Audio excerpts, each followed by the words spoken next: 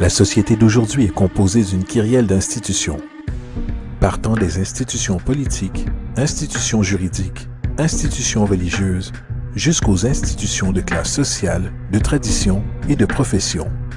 Il est clair de l'influence profonde que ces institutions traditionnalistes ont eue sur l'élaboration de nos compréhensions et perspectives. Pourtant, de toutes les institutions sociales dans lesquelles nous sommes nés, dirigées par et conditionnées pour, il semble n'y avoir aucun autre système pris pour acquis et incompris tel que le système monétaire. Prenant presque des proportions religieuses, l'institution monétaire établie existe comme une des formes les plus indiscutables de foi qui soit.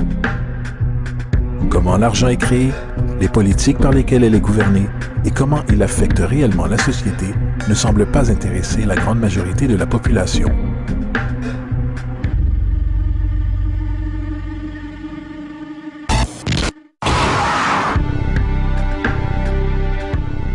Dans un monde où 1% de la population possède 40% de la richesse de la planète, dans un monde où 34 000 enfants meurent chaque jour de pauvreté et de maladies évitables, où 50% de la population du monde vit avec moins de 2 $ par jour, une chose est claire, quelque chose tourne très mal. Et que nous en sommes conscients ou non, le moteur de toutes nos institutions établies et de la société elle-même est l'argent.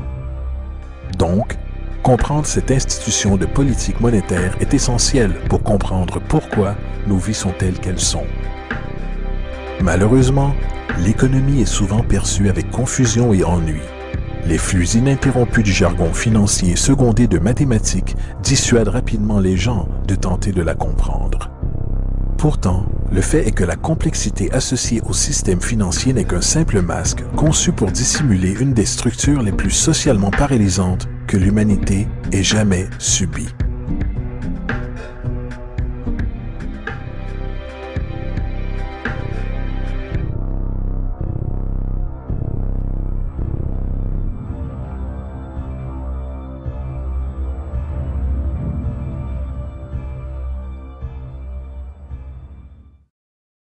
Il y a quelques années, la Banque centrale des États-Unis, la Réserve fédérale, a produit un document intitulé Modern Money Mechanics.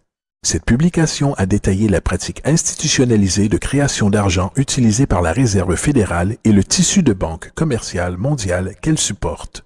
Sur la page de garde, le document déclare son objectif. Le but de ce livret est de décrire le processus fondamental de création d'argent dans un système bancaire de réserve fractionnaire. Il procède alors à la description de ce processus de réserve fractionnaire par l'intermédiaire de différentes terminologies bancaires. Une traduction qui donne quelque chose comme suit. Le gouvernement des États-Unis décide qu'il a besoin d'argent, donc il appelle la Réserve fédérale et demande, disons, 10 milliards de dollars. La Fed répond, certainement, nous vous achetons pour 10 milliards de dollars en obligations d'État. Donc, le gouvernement prend quelques morceaux de papier, il y dessine quelques motifs officiels et les appelle bons du trésor. Il les évalue à 10 milliards de dollars et les envoie à la Fed. À leur tour, les gens de la Fed déploient un tas tout aussi impressionnant de morceaux de papier. Seulement, cette fois, ils sont appelés billets de la Réserve fédérale représentant également une valeur de 10 milliards de dollars. La Fed échange alors ces billets contre les obligations. Une fois cet échange complété, le gouvernement prend les 10 milliards en billets de banque et les dépose dans un compte bancaire. Et de ce dépôt, les billets deviennent officiellement de l'argent légal, ajoutant 10 milliards au stock en devises américaines. Et voilà, 10 milliards de dollars tout neufs ont été créés. Bien sûr, cet exemple est une généralisation, car en réalité, cette transaction se produit par voie électronique, sans aucun papier. En fait, seulement 3% de devises américaines existent physiquement. Les autres 97% existent essentiellement dans des ordinateurs. Maintenant, les obligations d'État sont par conception des instruments de dette. Et quand la Fed achète ses obligations avec de l'argent qu'elle a créé réellement de toutes pièces, l'État promet en fait de rembourser cet argent à la Fed. En d'autres termes, l'argent a été créé à partir d'une dette. Ce paradoxe troublant pour l'esprit, de la façon dont l'argent ou une valeur peut être créée à partir d'une dette ou obligation, deviendra plus clair au fur et à mesure de cet exercice. Donc, l'échange a été fait, et maintenant 10 milliards de dollars attendent dans un compte bancaire commercial. C'est ici que ça devient vraiment intéressant. Comme fondé sur la pratique des réserves fractionnaires, ce dépôt de 10 milliards de dollars devient instantanément partie des réserves de la banque comme tous les dépôts le sont. Et en respectant des conditions des réserves comme indiqué dans Modern Money Mechanics, une banque doit légalement maintenir des réserves égales à un pourcentage obligatoire de ses dépôts. Ce qu'il quantifie ensuite en déclarant, en vertu de la réglementation en vigueur, la réserve exigée pour la plupart des comptes transactionnels est de 10%. Ce qui signifie que pour un dépôt de 10 milliards de dollars, 10%, soit 1 milliard, est retenu en tant que réserve obligatoire, alors que les 9 milliards restants sont considérés comme un surplus de réserve et peuvent être utilisés comme la base de nouveaux prêts. Maintenant, il est logique de présumer que ces 9 milliards sont générés à partir du dépôt de 10 milliards. Toutefois, ce n'est en réalité pas le cas. Ce qui se passe réellement est que les 9 milliards sont tout simplement créés de toutes pièces, en plus du dépôt de 10 milliards existant. Et voici comment le stock d'argent est gonflé. Comme indiqué dans Modern Money Mechanics, bien sûr, elles, les banques, ne paient pas réellement les emprunts avec l'argent qu'elles reçoivent en dépôt. Si elles le faisaient, aucun argent supplémentaire ne serait créé.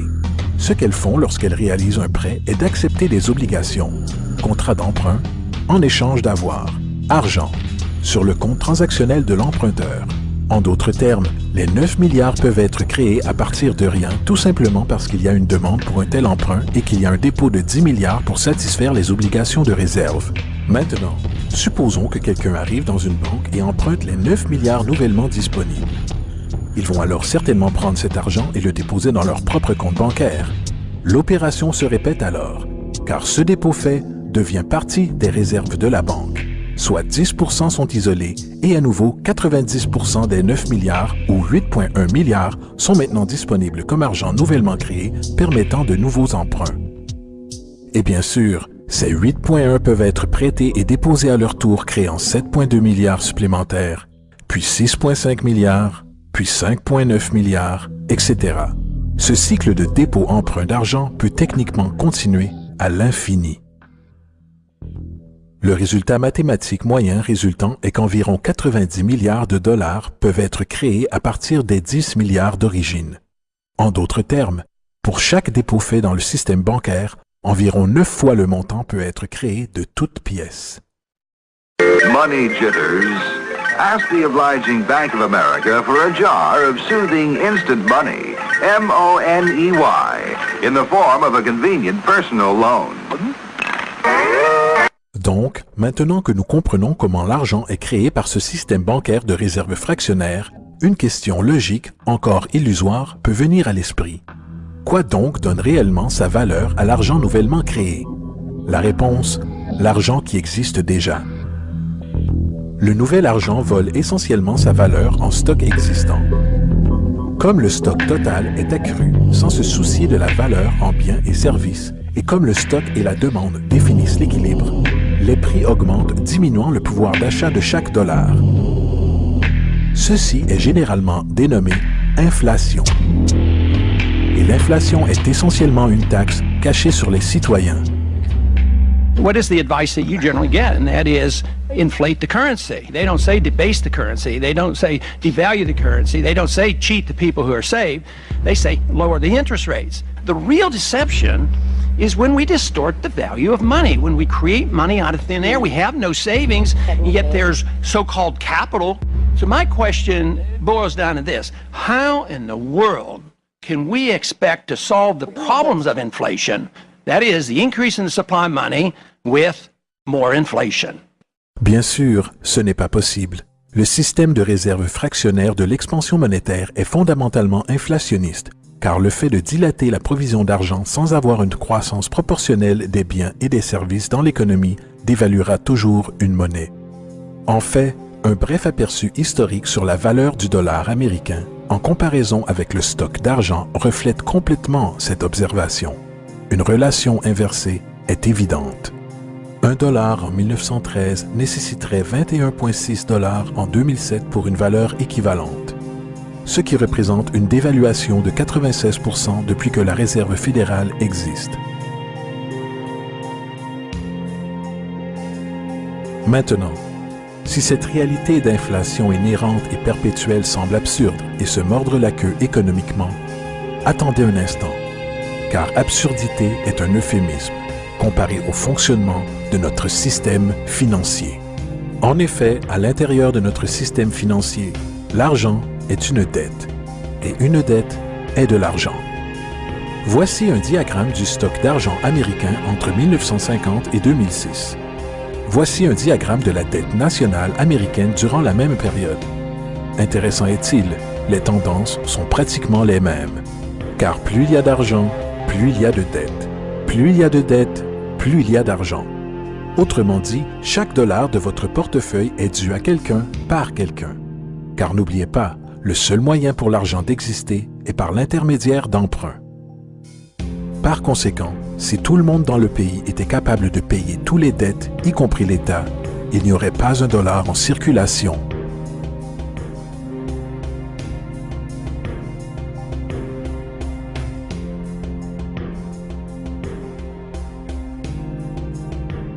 En fait, la dernière fois dans l'histoire américaine que la dette nationale fut réglée a été en 1835, après que le président Andrew Jackson ait fermé la banque centrale qui a précédé la Réserve fédérale. En fait, l'entière profession de foi politique de Jackson tournait essentiellement autour de son engagement à fermer la banque centrale, déclarant sur ce point « L'effort éhonté que la banque actuelle a fait pour contrôler le gouvernement ne sont que les présages du destin qui attend les Américains, qu'ils soient trompés dans une perpétuation de cette institution ou à la mise en place d'une autre comme elle. » Malheureusement, ce message n'a pas perduré et les banquiers internationaux ont réussi à installer une autre banque centrale en 1913. La Réserve fédérale. Et aussi longtemps que cette institution existe, une dette perpétuelle est garantie. Maintenant, jusqu'ici nous avons discuté du fait que l'argent est créé de toutes pièces au travers de prêts. Ces prêts sur des réserves bancaires et ces réserves sont dérivés de dépôts. Et au travers de ce système de réserve fractionnaire, chaque dépôt peut créer 9 fois sa valeur d'origine, après quoi la dévaluation du stock d'argent existant hausse les prix dans la société.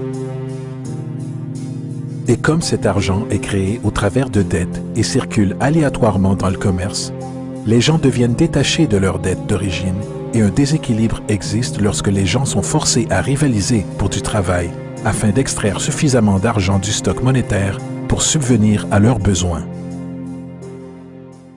Aussi dysfonctionnel et arriéré que tout ceci peut paraître, il y a encore une chose que nous avons omis de cette équation. Et c'est cet élément de la structure qui révèle la frauduleuse nature du système lui-même. L'application d'intérêts. Quand l'État emprunte de l'argent à la Fed ou qu'une personne emprunte de l'argent à une banque, il doit presque toujours rembourser avec des intérêts bruts. En d'autres termes, presque chaque dollar qui existe doit au final retourner dans une banque avec les intérêts payés également. Mais si tout l'argent est emprunté à la banque centrale et est gonflé par les banques commerciales au travers de prêts, seulement ce qui est dénommé comme le principal est créé depuis le stock d'argent. Alors maintenant, où est l'argent permettant de couvrir tous les intérêts dus? Nulle part. Il n'existe pas. Les ramifications de cette disposition sont renversantes, car le montant d'argent dû aux banques excédera toujours le montant d'argent disponible en circulation. C'est pourquoi l'inflation est constante dans l'économie, car de l'argent frais est toujours nécessaire pour aider à couvrir le déficit perpétuel intégré au système causé par le besoin de payer les intérêts. Ce qui signifie aussi que mathématiquement, les défaillances et la banqueroute sont littéralement incorporées au système et qu'il y aura toujours des laissés pour compte de la société qui n'auront que des miettes. Une analogie serait le jeu de la chaise musicale.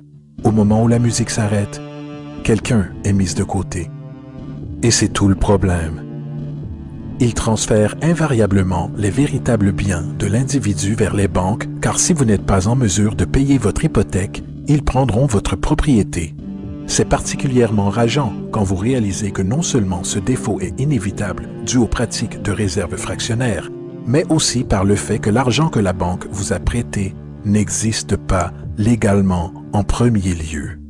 En 1969, un cas à la Cour d'affaires du Minnesota a impliqué un homme nommé Jérôme Daly, qui recusait la saisie de sa maison par la banque qui lui avait fait le prêt pour l'acheter. Son argument était que le contrat d'hypothèque exigeait que les deux parties, lui et la banque, aient chacun établi une forme légitime de propriété pour l'échange. Dans le jargon légal, ceci est appelé contrepartie. M. Daly expliqua que cet argent n'était pas, en réalité, la propriété de la banque, car il était créé à partir de rien au moment de la signature d'accord du prêt. Vous rappelez-vous de ce que Modern Money Mechanics déclare à propos des prêts? Ce qu'ils font, lorsqu'ils accordent un prêt, est d'accepter des obligations en échange de fonds. Les réserves sont inchangées par la transaction d'un prêt, mais déposer des fonds constitue un ajout au total des dépôts du système bancaire. En d'autres termes, l'argent ne provient pas de leur actif existant. La banque invente simplement, ne mettant en jeu rien du tout, hormis son obligation théorique sur papier. Alors que le jugement du litige progressait, M. Morgan, le président de la banque, déposa son témoignage et dans le mémorandum personnel du juge, il rappela que le plaignant, le président de la banque, admit qu'avec la participation de la Réserve fédérale a créé de l'argent ou des avoirs sur ses livres comptables. L'argent et les avoirs ont vu le jour lorsqu'ils les ont créés. M. Morgan admit qu'aucune loi des États-Unis n'existe lui donnant le droit de le faire. Une contrepartie légitime doit exister et être remise pour entretenir l'obligation. Le jury n'a pas trouvé de contrepartie légitime et approuve. Il ajouta aussi, poétiquement, « Seul Dieu peut créer quelque chose de valeur à partir de rien. » Et sur cette révélation, la Cour rejeta la demande de saisie de la banque. Et Daly garda sa maison.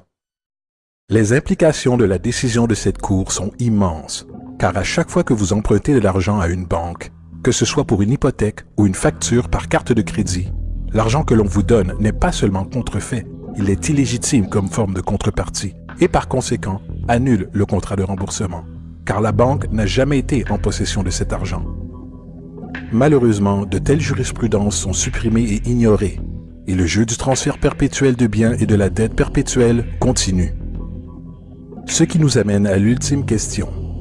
Pourquoi? Pendant la guerre civile américaine, le président Lincoln contourna les prêts à fort taux d'intérêt offerts par les banques européennes et décida de suivre ce que les pères fondateurs préconisaient, qui était de créer une monnaie indépendante et intrinsèquement sans dette. Elle a été appelée la Greenback. Peu après que cette mesure fut prise, un document interne circula entre différents intérêts banquiers anglais et américains, déclarant « L'esclavage n'est autre que la possession du travail et porte avec lui le soin des travailleurs, alors que le plan européen est que le capital doit contrôler le travail en contrôlant les salaires, ce qui peut être fait en contrôlant l'argent.